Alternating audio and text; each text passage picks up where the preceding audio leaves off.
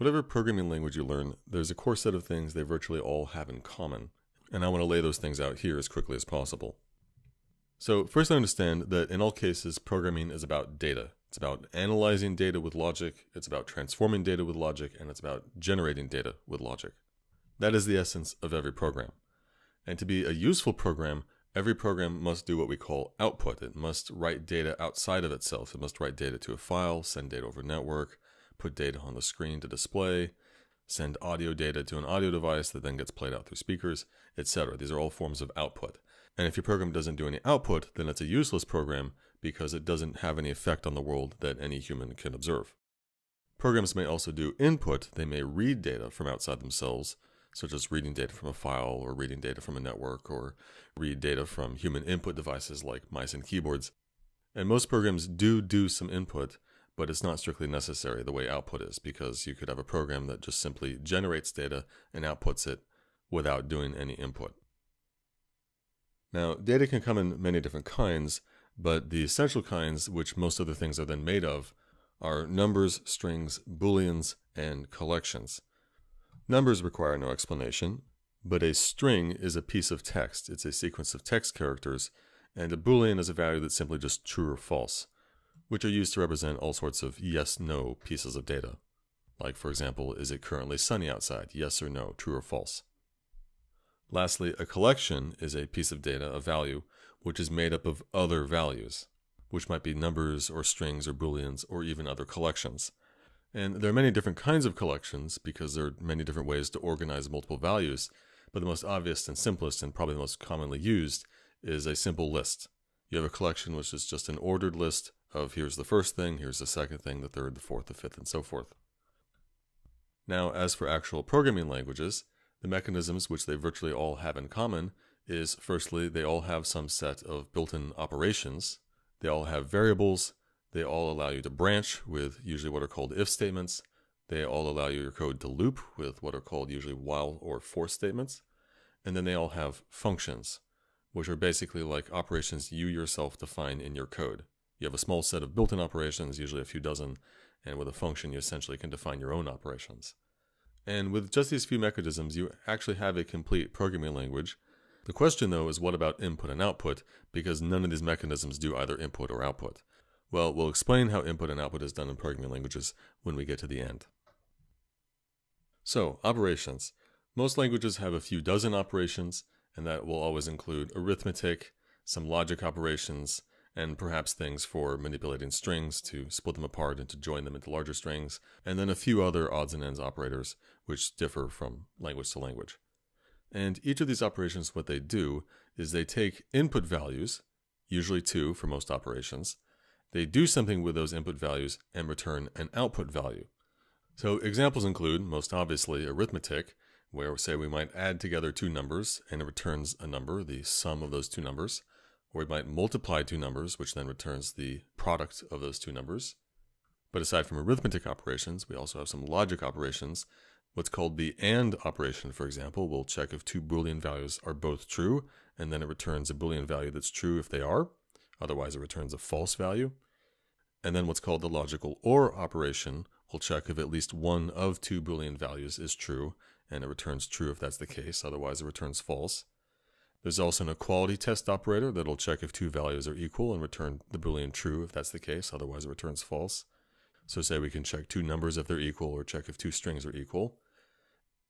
And lastly, for manipulating strings, very commonly languages will have a concatenation operator which takes two strings and returns a new third string which has all the characters of the first combined with the second after it.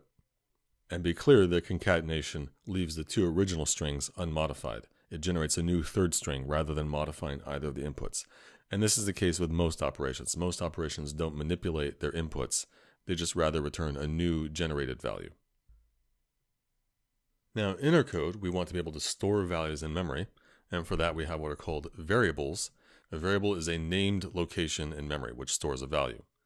When you create a variable, you, the programmer, pick the name of the variable. It can be whatever you want. It can be, say, Tom, Dick, or Harry, or X, Y, or Z, or whatever. In practice, you should pick good, meaningful names that indicate what is being stored in these variables. But whatever the name, having created a variable, you can store a value in it with what's called an assignment.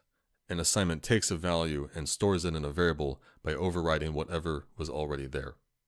So say in our code, we might create some variable named foo and another variable named bar, and then we can assign to foo the number value 3.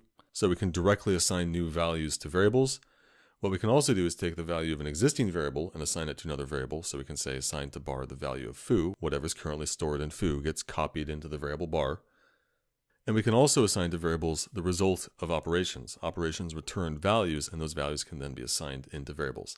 So say we can assign to foo the value returned by adding 8 and 3. So then the value 11 would be copied and stored in the variable foo. Be clear that these variables in programming, they're called variables, but they're not like variables in mathematics. In mathematics, you have variables in equations like y equals 2x, in which for all possible values of x, there's a corresponding value of y, and vice versa. What we call variables in code, they denote storage locations in memory, and at any one time in the course of execution, a variable is storing just one single value. They're called variables, their values vary, because as code executes, we can change what a variable stores. But at any one moment, a variable is storing just one value. Now, as so far described, our code is just a sequence of statements executed top to bottom, and these statements so far will create variables and assign values to them. Often, though, these statements of code, we want to take a chunk of them and have them only execute conditionally. So as code executes from top to bottom, it encounters a block of code, a chunk of statements, that it might skip over based upon some condition. And that's called branching. And to do branching, we use what are called if statements. An if statement starts with the word if, followed by a condition, which is some Boolean variable or operation that returns a Boolean, and that's followed then by a body contained within the if, and the body is just one or more statements of code. So what happens when our code executes is it goes top to bottom, and when it encounters an if statement, it first evaluates that condition. It looks at the Boolean variable and sees if it's true or false, or it performs the operation and sees if it gives back true or false. And if the condition is true, then the body of the if is executed, but otherwise, if it's false, then the body is skipped over. So for example, we might have an if statement where the condition is an equality test between the variable foo and the number value 3, and so if foo stores the value 3 at that moment when the test is performed, then it'll return true and the body will be executed, but otherwise the condition returns false and the body is skipped over. For another example, you can have a relational test operation. You can test if the value of variable bar, say, is less than the value 9, and if so, the body of that if will execute, otherwise it'll be skipped over. In addition to branching in code, we often want to be able to loop. We want to have a chunk of code that potentially repeats some number of times. This is done with what's called a while statement, which is actually exactly like an if, but for one difference. Like an if, when the condition of a while tests true, then the body will execute, but unlike an if, after executing the body, execution will jump back and reevaluate the condition, and if the condition is true again, it'll execute the body again. And each time after executing the body in a while, execution jumps and tests the condition again. So as long as that condition keeps testing true every time execution jumps back to evaluate the condition, the body of the while will keep executing one more time. Only once the condition tests false does execution skip over the body of the while and continue on after. Very importantly, we generally don't want the body of a loop to execute repeatedly forever. We don't want it to be an infinite loop. And so somewhere in the body of the code, it has to somehow change something, usually modify some variable, such that either in the next test of the condition or in some future test of the condition, eventually that will become false. If the condition of our loop never becomes false, then our loop will never end, and that's generally not a good thing. We don't want infinite loops. Last thing to say about loops here is that while statements, because they are a kind of statement, they can go in the body of other loops and in fact of other ifs. So you can have loops within loops within ifs, and in fact also ifs within loops and ifs within other ifs. You can just nest them arbitrarily as much as you want. Generally, though, we want to avoid our logic from getting too complicated, so it's generally a problem to have it nested several levels deep, but it is something that languages allow. Lastly, we have functions. A function is a body of code which we've given a name, such that elsewhere in code, if we want to run that body of statements, we can call or invoke the function, as we say, by name. And in that place where we call the function, the body is executed. In the body, we can do whatever we want, and the function can also return a value to where it is called. With what's called the return statement, we specify what value the function returns. And this return statement can go at the end of the function, or actually can go earlier than the end. You might have some branch of code earlier in the function, which if we go down that branch, then we return early from the function, rather than completing the rest of the code. Functions can not only return values, they can also take values as input, and this is achieved with what are called parameter variables. For the function, you specify if it has 0, 1, 2, 3, however many parameter variables you want, and then when you call the function, you provide an argument, a value for each parameter. So for example, if my function foo has two parameters a and b, that means when I call the function, I have to provide two arguments, two values, and the first argument is assigned to the first parameter a, and the second argument is assigned to the second parameter b.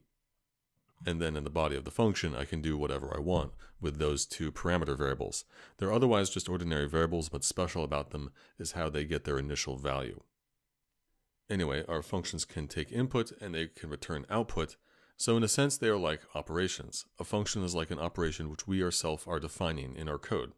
Languages typically have only a few dozen built-in operations, but we can, in a sense, extend the set of operations by defining our own functions. In fact, in most languages, a program is effectively a set of functions. Any function can call any other, and there's no code, there are no statements that exist outside of the functions, and program execution begins by calling the function which is given the special name main. So a little strangely, your main function isn't necessarily written first in code. It's not at the top of the file. It could be at the end of the file, and yet that is where execution begins. And then from there, from main, we can call any other function, and from those functions call other functions, etc. Be clear that when a function calls another, when main, say, calls function foo, execution of main is in a sense suspended while foo executes, and only once foo returns does main resume execution. Execution picks up from where foo was called, and if foo returns a value, that value can be used as an argument to another function call, or as an input to an operation, or it can be assigned to a variable, or in fact you can just ignore it. You can discard the value returned by a call. Lastly about functions, understand that their parameter variables and any other variables created within a function exist only within that call to the function.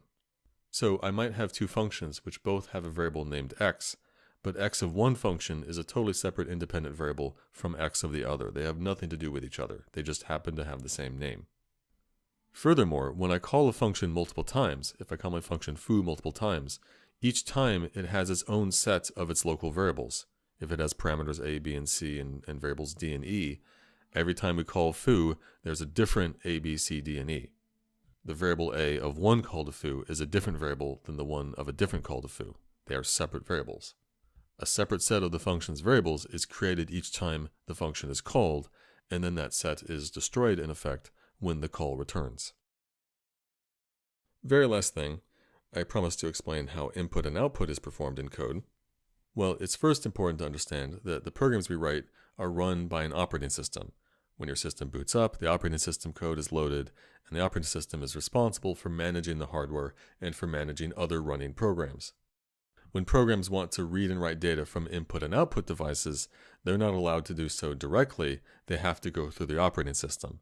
And so through some mechanism of the hardware and the operating system, which varies from system to system, but through some special mechanism, usually a particular CPU instruction, programs can invoke system calls, which are requests to the operating system to have the operating system do some kind of input and output on the behalf of the program. So say in my program, if I want to read or write a file, my program can't really do so directly. It has to make a system call to request that the operating system read or write the file on its behalf. So the question is how to invoke these system calls from our language. And usually the language has no direct mechanism for doing this. There's no code you could write yourself in the language that would invoke a system call. Instead, usually, the language provides a set of special functions that are not normal functions of the language. These are functions implemented in a special way that will invoke system calls. And so to invoke system calls, you invoke these special functions.